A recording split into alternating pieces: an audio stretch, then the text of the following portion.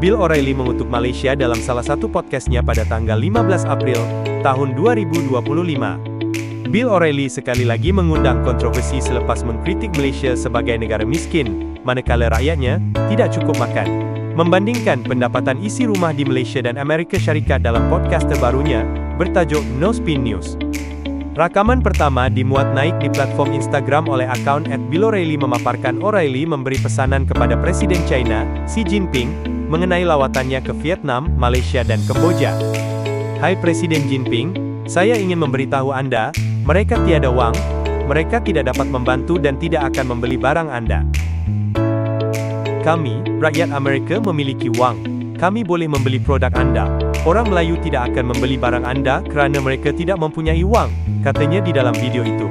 O'Reilly juga mendakwa bahawa pendapatan isi rumah per kapita Malaysia sangat rendah, sekitar $5,700 setahun berbanding Amerika sebanyak $42,000 dalam klip video keduanya.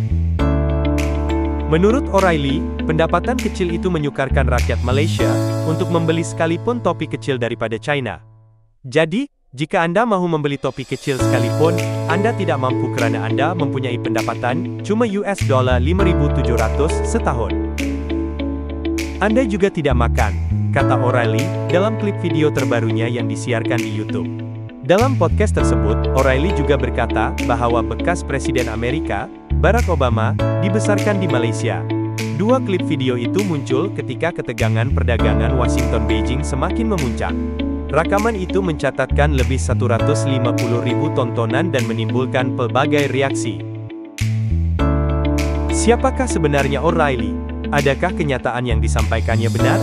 Untuk memahaminya dengan lebih lanjut, marilah kita meneliti latar belakang O'Reilly dan mengenal pasti dengan teliti sama ada kenyataannya disokong oleh fakta dan statistik.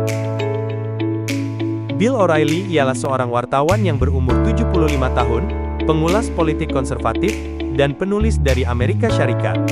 Dia dikenali ramai melalui rancangan The O'Reilly Factor di saluran Fox News, yang berlangsung dari tahun 1996 hingga 2017.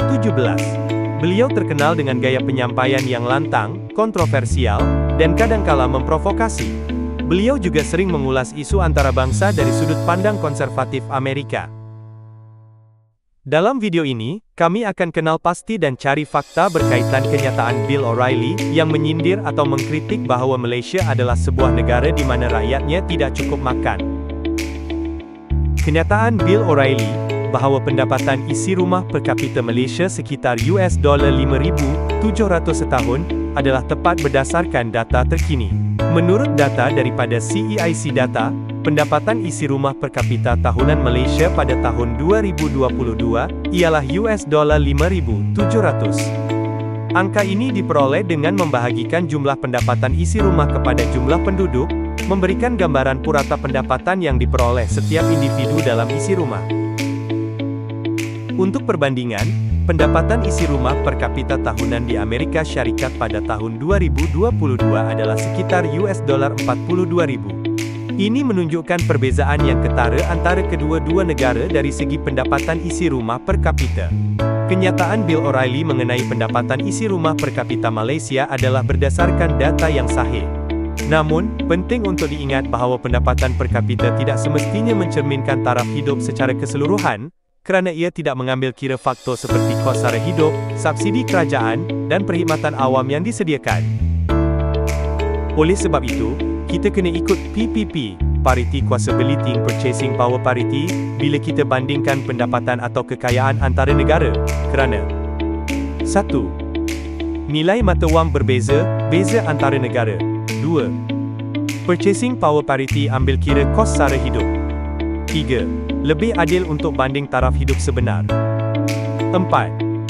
Diiktiraf oleh institusi dunia. Apakah itu Purchasing Power Parity? Purchasing Power Parity, PPP, bahasa Melayu pariti kuasa beli, ialah satu konsep dalam ekonomi yang digunakan untuk membandingkan kuasa beli antara dua negara, berdasarkan harga barangan dan perkhidmatan.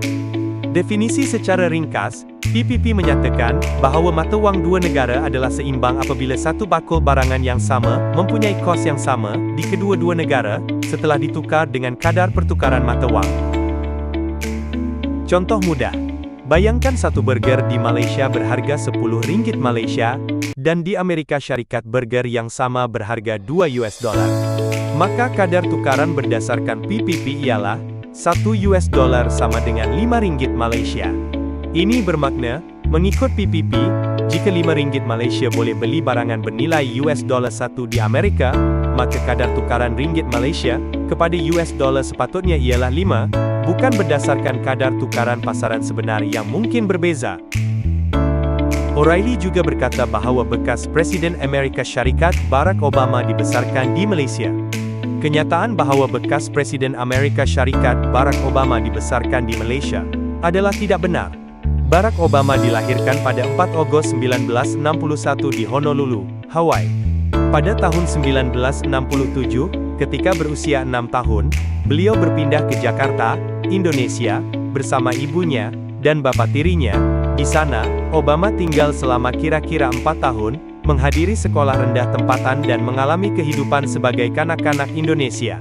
Pada usia 10 tahun, beliau kembali ke Hawaii untuk tinggal bersama datuk dan neneknya, dan meneruskan pendidikan di Punahou School, sebuah sekolah persediaan kolej swasta yang berprestij. Secara kesimpulan, kenyataan Bill O'Reilly itu tidak tepat, dan boleh dianggap sebagai dangkal atau prejudis. Malaysia tidak mengalami krisis makanan secara umum, walaupun masih terdapat cabaran berkaitan kemiskinan bandar, harga makanan, dan kekurangan zat dalam komuniti terpinggir. Tetapi, untuk menyatakan bahawa Malaysia tak cukup makan, secara menyeluruh adalah tidak adil dan tidak disokong data.